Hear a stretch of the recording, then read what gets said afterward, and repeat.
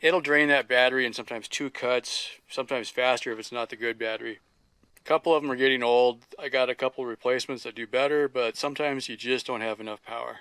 Hello and welcome to, Carlin's Worlds. Yeah, that should work. I'm a wanderer, a tinkerer, sometimes a nomad, a military veteran. I do things differently. There will be tinkering. I have a motorcycle, a truck, and a school bus. I live off-grid, so there will be some solar, batteries, inverters, and maybe even some wind. It blows.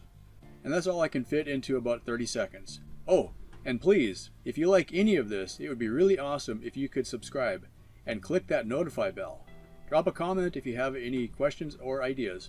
Share, like, comment, subscribe, notify. Oh, and Patreon if you're really an awesome kind of person. Cool. On with the show already. So the problem is, I've got several tools that are based on the old NiCad battery technology. These are 18 volt, 2 amp hour, easily dropped, called Blue Core batteries. For what they were actually really good. The problem has been, most of the tools work really well with the batteries. This one, because you're doing a long cut like a sheet of OSB, it'll drain that battery in sometimes 2 cuts, sometimes faster if it's not the good battery. A couple of them are getting old. I got a couple of replacements that do better, but sometimes you just don't have enough power. So I've been looking at this for a while. I didn't make a video of actually making this, but what I came up with was I took this apart, removed all the cells, and I took some 10 gauge wire, which is way overkill, and I soldered it to the leads of the positive and the negative, which, I don't know if I got that right. Yeah, actually, this is positive, that one's negative. All right. So for now, I just got bare wires coming off of that. I put some epoxy in here to hold the contacts in place. I held it upside down, shoved it all the way down, dribbled some epoxy in that locked these in place nicely. I have tested this a little bit, and it does work pretty well for what it is. Now, the thing is, what do you power it with, right? So for now, as my first couple of tests, I decided to power it as a 24 volt instead of an 18. So what I came up with was you take 2 of your 12 volt batteries, hook them up in series, so you run a lead from positive one, negative to the other, and then positive to the red, negative to the black. That gives you 24 volts. That ran this thing really well. I chopped up a scrap of 2x4, 4 or 5 cuts, and it didn't seem to even slow it down. So that's kind of promising. The trick is what to do with the batteries. I'm still working through that. But it is a promising idea. The other idea I had considered is I think I can put 6 18650s into this same container. That's probably what's going to happen. So I could run that as 3S is 12, so if I did 6S, that would give me 24 volts, or I could give it 12 volts times 2, which would give me more run time. So I'm going to play with that later. But by doing it this way first, now I've got access to just bare leads, and I can connect something to it and test it and leave this thing put together. So that part, is the idea. But for now, it just locks in like as if it was a battery, and it doesn't weigh anything because it's empty, which is kind of cool. Another idea is I could probably just put these in my pocket and run some tape around them or something like that. That's one possibility. So I'm going to wire this up real quick and I'll show you how it works. So for the sake of simplicity for now, I found that these spade terminals fit really well right into the end of the 12 volt batteries. So I'm going to dig around in my little bag of tricks here, find a couple like that. And just,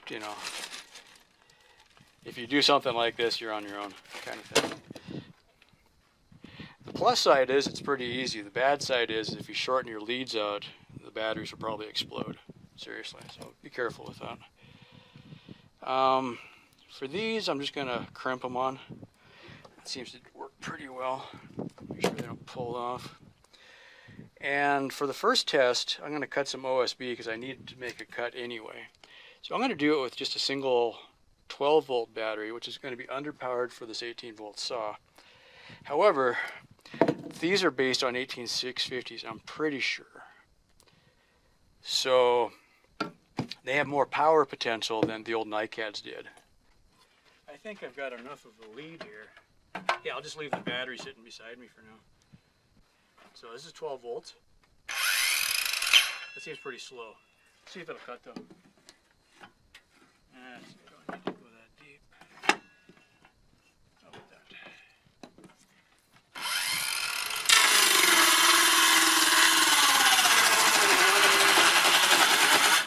Okay, not going to work too good there, so I'll undo that. So what I'm going to do, I'm going to hook up positive from one to negative to the other. It's just the same way as your flashlight would be set up. And then on the outboard ones, we'll do them correctly. So minus to positive. This will be, yesterday I measured this battery, or these two batteries, somewhere around 22 volts, so it's a little more than the saw is used to. Short duration, you can run a DC motor overpowered, and it generally does okay. Earlier I had a multimeter out here, it's not here now, so whatever. Here we go.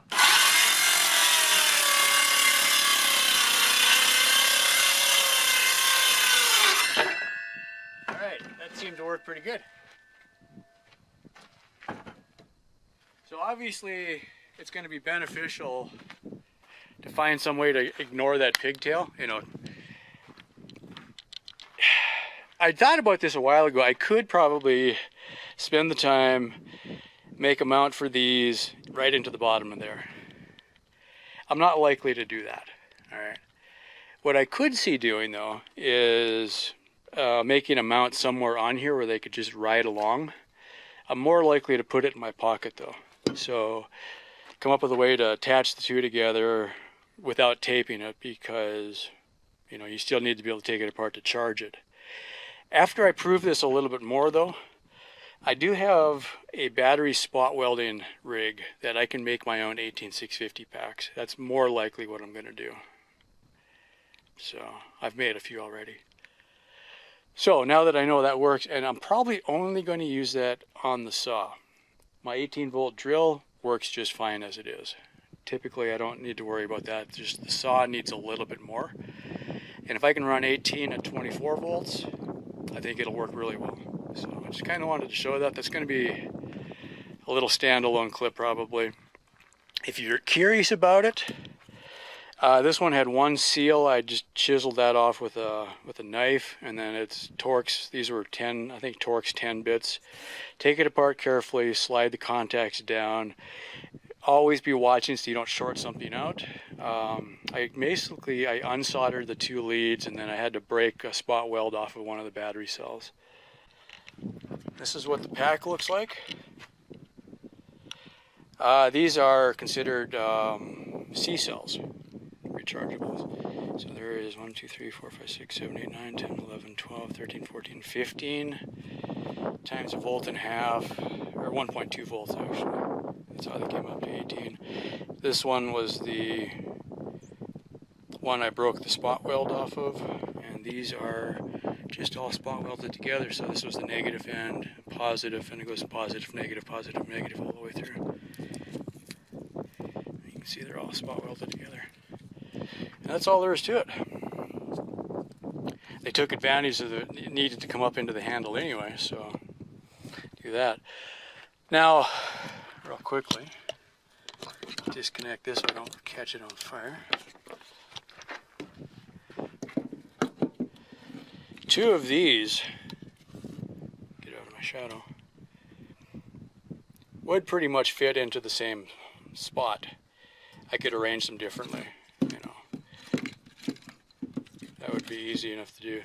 That's why your new tools are so much smaller looking battery packs, because the 18650s are a lot more dense, and a single 18650, of which there's 3 in here, is 4.3 volts instead of 1.2.